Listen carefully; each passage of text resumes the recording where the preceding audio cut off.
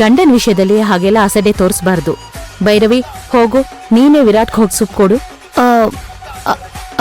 ಅಜ್ಜಿ, ಭೈರವಿ ಮನೇಲಿದ್ದಿದ್ರೆ ನೀವ್ ಹೇಳ್ಬೋದಾಗಿತ್ತು. ಆದ್ರೆ ಅವಳು ತುಂಬಾ ಬ್ಯುಸಿ ಅಲ್ವಾ? ಆಫೀಸಿಗೆ ಹೋಗ್ತಾಳೆ, ಜಾನ್ವಿ ಜೊತೆ ಮೀಟಿಂಗ್ ಅಂತಾಳೆ, ಧರ್ಮೇಂದ್ರ ಅಂಕಲ್ ಜೊತೆ ಡಿಸ್ಕಷನ್ ಅಲ್ಲಿ ಇರ್ತಾಳೆ. ಇವಳು ಕೆಲ್ಸದ ವಿಷಯವಾಗಿ ಆಚೆ ಈಚೆ ಓಡಾಡ್ತಿದ್ರೆ ವಿರಾಟ್ನ ನಾನ್ ತಾನೇ ನೋಡ್ಕೋಬೇಕು. ಅದೆಲ್ಲ ಏನು ಬೇಡ. ಈಗ ಭೈರವಿನೇ ಬಂದಿದ್ದಾಳಲ್ಲ, ಅವಳೇ ನೋಡ್ಕೊಳ್ತಾಳ್ ಬಿಡು. ಹೇಳದ್ನಲ್ಲ ಅಜ್ಜಿ, ಇವಾಗ ತಾನೇ ಬಂದಿದ್ದಾಳೆ. ಕಾಫಿ ಕುಡ್ದು ರೆಸ್ಟ್ ಮಾಡ್ಲಿ.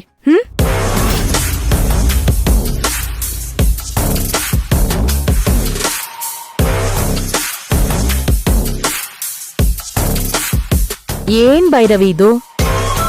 ಅವಳೇ ವಿರಾಟ್ನ ಮದ್ವೆ ಆಗಿರೋ ತರ ಮಾತಾಡ್ತಾ ಇದ್ದಾಳೆ. ನೀನ್ ಸುಮ್ನೆ ಇದೆಯಲ್ಲ. ಹಾಗೆಲ್ಲ ಏನೂ ಇಲ್ಲ ಅಜ್ಜಿ. ಅತ್ತೆ ಮಗ ಅಲ್ವಾ, ಅದಕ್ಕೆ ಸ್ವಲ್ಪ ಸಲಿಗೆ, ಮತ್ತೆ ಸ್ವಲ್ಪ ಸದ್ರ ಜಾಸ್ತಿ ಅಷ್ಟೆ. ಪಾಪ, ನಾನಿಲ್ದೇ ಇದ್ದಾಗ ವಿರಾಟ್ನ ಇಷ್ಟೊಂದು ಕಾಳಜಿಯಿಂದ ನೋಡ್ಕೊಳ್ಳೋದಕ್ಕೆ ನಾನು ಇಶಾನಿಗೆ ಥ್ಯಾಂಕ್ ಯು ಹೇಳಬೇಕು. ಸರಿ, ನಾನು ಸ್ವಲ್ಪ ಫ್ರೆಶ್ ಅಪ್ ಆಗಿ ಬರ್ತೀನಿ.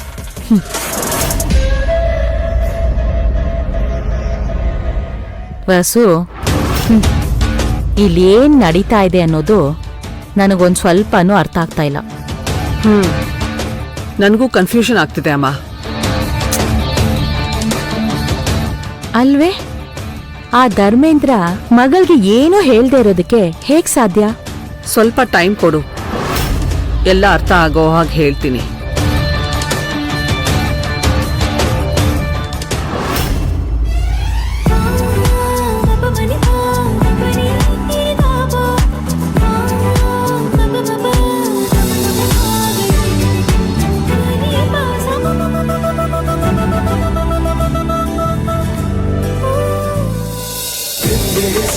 ತಮಿಳು ಕಾದಲೆ ತೆಲುಗು ಪ್ರೇಮವ ಹೇಳು, ಇಂಗ್ಲಿಷ್ ಲವ್ ಯು ನಾ ಕೇರಳ ಪ್ರೇಮವ ಕನ್ನಡ ಪ್ರೀತಿಯ ಹೇಳು.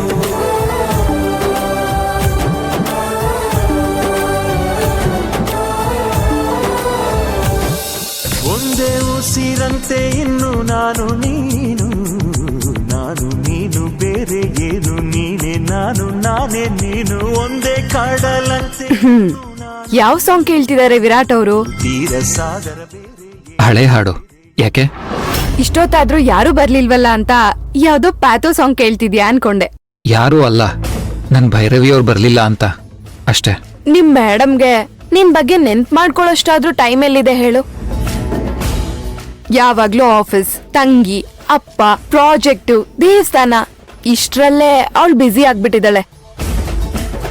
ನೀನ್ ನೋಡ್ಕೊಳಕ್ಕೆ ಅಂತ ನಾನಿದ್ದೀನಲ್ವಾ? ನೀನ್ ಯಾಕೆ ನನ್ನ ನೋಡ್ಕೋಬೇಕು?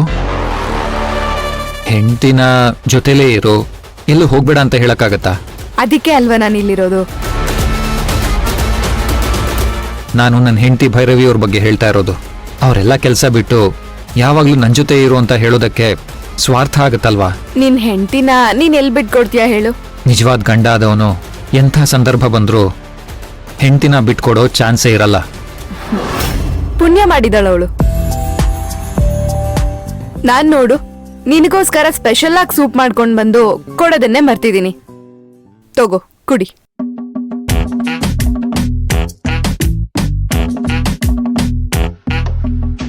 ಯಾಕೆ ಹಾಗೆ ನೋಡ್ತಿದ್ಯಾ?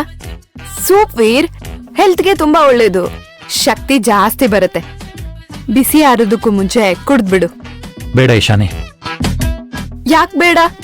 ನಿನಗೋಸ್ಕರ ಅಂತ ನಾನೇ ಮಾಡಿರೋದು. ಪ್ಲೀಸ್ ವೀರ್, ಕುಡಿ. ಸರಿ, ಅಲ್ಲಿಟ್ಟು ಹೋಗು, ನಾನು ಆಮೇಲೆ ಕುಡಿತೀನಿ. ಬಿಸಿ ಆರೋದ್ಮೇಲೆ ಸೂಪ್ ಚೆನ್ನಾಗಿರಲ್ಲ. ಪ್ಲೀಸ್ ಇಶಾನಿ, ನಂಗ್ ಬಲವಂತ ಮಾಡಬೇಡ. ಬೇಡ ಅಂದ್ರೆ ಬೇಡ. ಈಗ ನನ್ಗೆ ಕುಡಿಬೇಕು ಅಂತಾನು ಅನ್ಸ್ತಾ ಇಲ್ಲ. ಇದ್ರಲ್ಲಿ ಅನ್ಸೋದೇನಿದೆ ವೀರ್?